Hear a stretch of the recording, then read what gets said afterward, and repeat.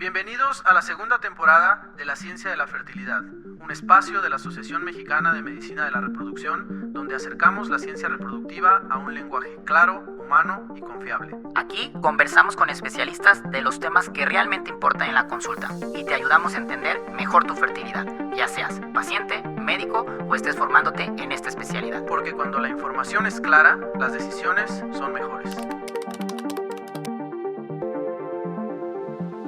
Bienvenidos a esta edición del podcast La Ciencia de la Fertilidad de la Asociación Mexicana de Medicina de la Reproducción.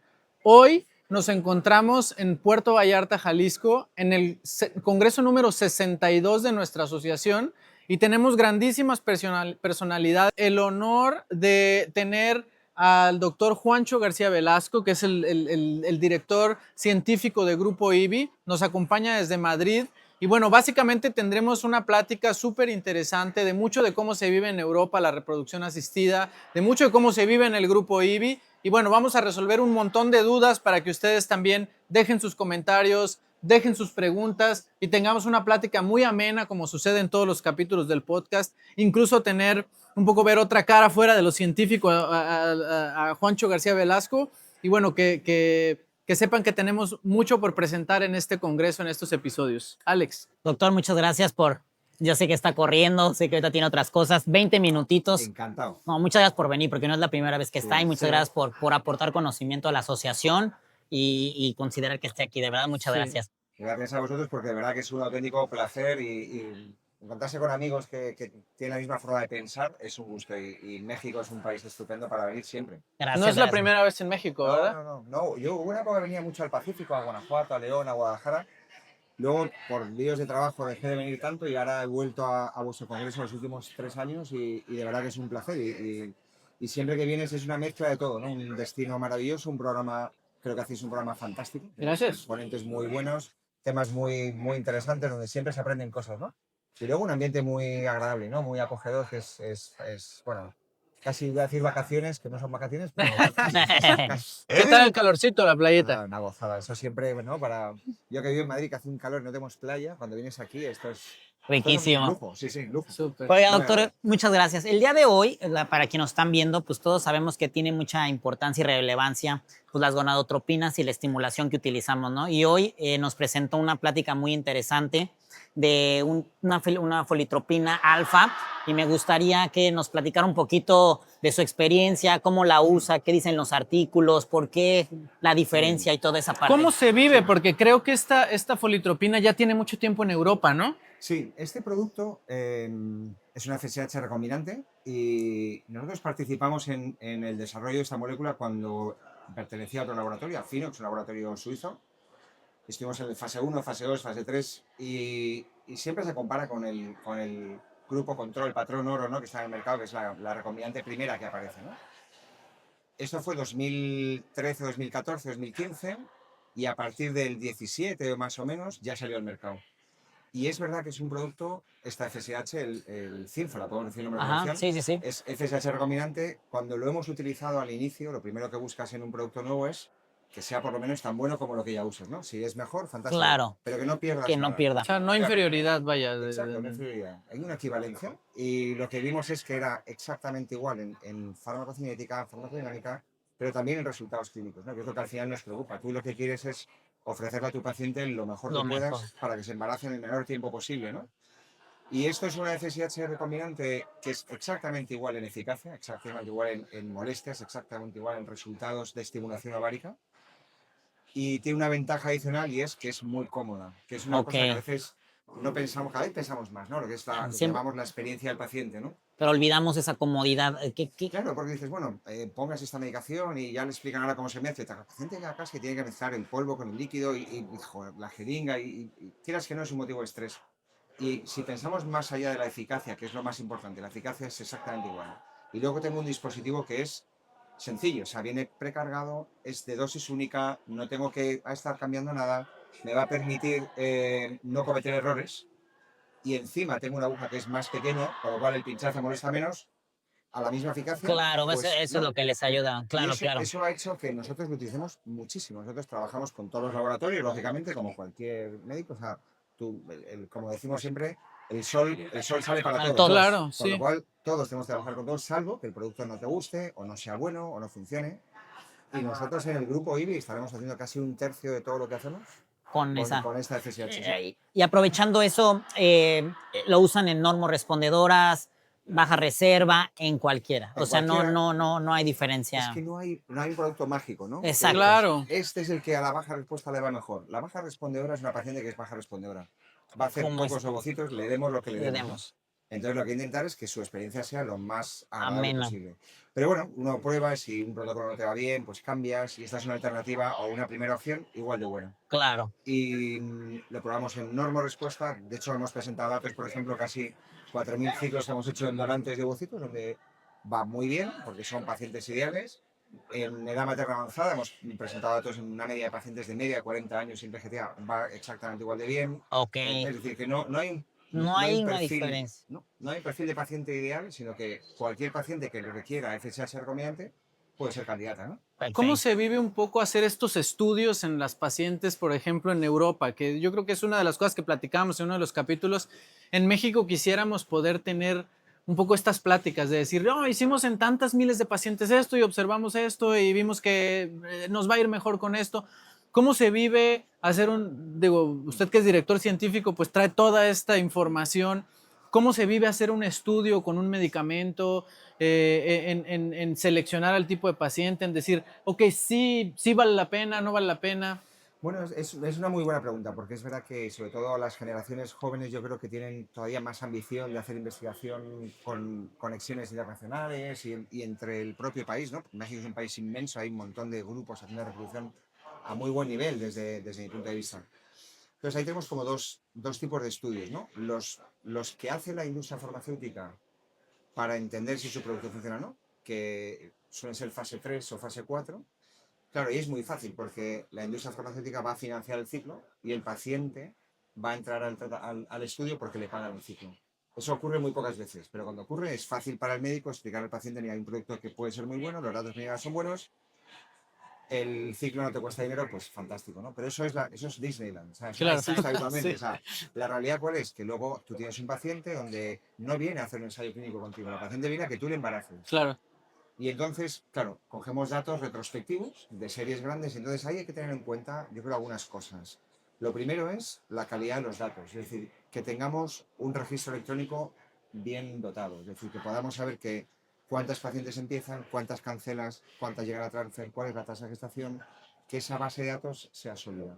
Si la tienes bien estructurada, y se puede hacer incluso a través de la sociedad del país, de la BMR, por ejemplo, tener un registro que sea nacional, y el que quiera participa con sus datos, eso es oro. Eso es oro puro, sí. Porque a partir de ahí tú ya puedes decir, con mis pacientes eso funciona, o con mis pacientes, porque los pacientes no son iguales en todo el mundo. Claro. Entonces tenemos clínicas en Emiratos, clínicas en Estados Unidos, en Europa, y hay diferencias entre... Sí, entre cada población. Claro. Entonces, una base de datos bien diseñada y bien compartida, eso es el material fundamental para luego poder sacar tus propias publicaciones con tu propia ley. Y eso también genera una competitividad sana. Claro. Porque cuando tú ves tus resultados y ves los de los demás, tú siempre quieres estar arriba, no te gusta verte abajo, ¿no? Entonces todo eso ayuda a ser cada día mejor. Sí. Eso es una forma, lo que se llama ahora los datos del el real world evidence, ¿no? Datos del mundo, ¿no? Mundo real. Claro, datos retrospectivos, tienes que tener una base de datos que sea creíble, pero si tienes una base de datos buena, ahí puedes sacar oro. Que siempre finalmente los estudios retrospectivos tienen ciertos sesgos, porque como no tienes criterios de elegibilidad antes de hacerlo, yo creo que vas como tomando lo que tienes y de repente dices, bueno, pues esto es más o menos parecido a lo que quiero hacer, Claro. pero puede tener este sesgo. Tiene sesgos, todos los estudios tienen sesgos, porque los estudios prospectivos aleatorizados también tienen sesgos, porque están eligiendo un paciente que no es el paciente habitual que tú ves en consulta. O sea, ¿cuántos pacientes tenéis vosotros, o los que nos estáis escuchando, que tengan menos de 35 años, que sea primero o segundo ciclo, que no tengan endometriosis, que no tengan ovario poliquístico, que no tengan mioma, que no... O sea, ¿cuántas vemos de estas? No, Claro. no hay. O sea, no hay. Claro. La realidad en la práctica no funciona. Entonces, ahí estás sacando unas conclusiones de un producto de unas pacientes que luego tienes que aplicarlo al mundo real. El mundo real es 39 años, 4 ciclos en distintas clínicas, además con un poquito de endometriosis. Entonces, lo que hace falta luego es, en el orden retrospectivo, es tener una N mucho mayor Claro. Ok, para que el tamaño muestral minimice esos sesgos, ¿no? Y al final sacas conclusiones que son perfectamente válidas. Ya. perfecto. Doctora, a lo mejor no sé, en Europa, ahorita aprovechando, retomando el tema, ¿hay combinación, porque este es FSH, en su experiencia combinan con algo para dar LH? En ciertas Sí. pacientes mayores, ¿se puede con esta folitropina? Me imagino que no hay muchos artículos o en su práctica Bueno, como... artículos no, pero nosotros tenemos mucha experiencia. ¿Por qué? Porque nosotros en el IBI, como principio, todas las pacientes que tienen 35 años o más van a ir de protocolo combinado. Ok, eso Por- ¿Y por qué? Porque en su día hicimos un estudio donde veíamos que las pacientes de más de 35 años en protocolo combo van mejor, claro, tienen más tasa de implantación. Entonces, ¿qué ocurre? Va a haber algunas mujeres que no la necesitan, pero no le perjudica, y claro, las que lo necesitan ya lo tienen puesto. claro. Entonces, con este Cínfola hemos probado lo mismo en pacientes de más de 35. El grupo que mostraba eran casi 12.000 pacientes de una media de 40 años. Muchas de estas van en protocolo combinado Ah, y va igual de bien. O sea, que podemos utilizarlo como con cualquier otra gonadotropina. Y en estos estudios ustedes ven, porque Europa es muy heterogéneo, o sea, Sí. una paciente de un país se hace un tratamiento en otra, quizás aquí en México no es tanto así, en México de un estado se van a otro, Sí. pero no es como que venga bueno, sí vienen, pero yo creo que como que no hay tanto cruce entre países para hacerse tratamientos. Ustedes ven que en esta heterogeneidad que hay, las respuestas son las mismas en las pacientes. Sí, sí en Europa, porque la población de Europa en general es bastante homogénea. Pero sí hay diferencias, por ejemplo, nosotros tuvimos unos años clínicas en la India, teníamos 25 clínicas, y ahí veíamos que... ¿25? 25 clínicas. Sí, es un país enorme, ¿no? Y ahí sí que había diferencia. Yo me pasaba una semana cada 2 meses más o menos por ahí viendo lo que estábamos haciendo, y ahí ves, por ejemplo, que hay muchísima baja respuesta a mujeres jóvenes, ¿no? Ya. Ok, Y de hecho publicamos un estudio donde veíamos que la paciente de origen indio envejece 5 años antes. La caída de la antimuleriana era 5 años antes que la antes. paciente caucásica, ¿sí? O sea que sí hay diferencias, pero en Europa no la vemos tan clara, ¿no? En Europa vemos pacientes a veces del norte de Europa, son tratamientos distintos porque curiosamente en Europa no todos los países trabajan igual y aunque somos países pequeños todos, cada uno hace las cosas como considera.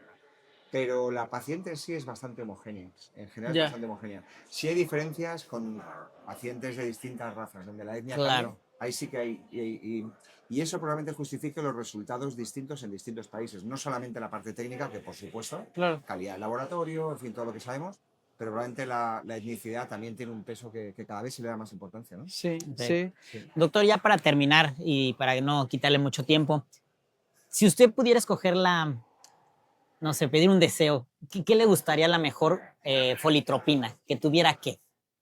O Pues sea, esto es ¿cómo? como Ajá, la ajá. carta de los Reyes A lo Magos. mejor una Sí, la carta de los carta de Reyes los Reyes Magos, ¿qué Magos, se sí. fija usted en la folitropina y para la paciente? Yo, o sea, para la paciente, yo lo que tengo que Bueno, y hacer, para el tratamiento, todo, claro, todo, que sea la mejor. o sea, la carta de los Reyes Magos. Acá, Yo lo que quiero es que la paciente, que si tengo una paciente sentada aquí ahora mismo delante de mí, que tenga la mejor respuesta posible que ella pueda hacer, un Ford, claro, ¿correcto? que sea Ajá. lo mejor que pueda, porque hay pacientes que si tienen 3 antrales, yo quiero esos 3 antrales que Claro. estimulen, y si tiene 15, que sean 15, que para ella la estimulación sea lo más cómodo posible, es decir, que tenga las menos molestias, el menor miedo a la hora de pincharse, el menor riesgo de cometer un error.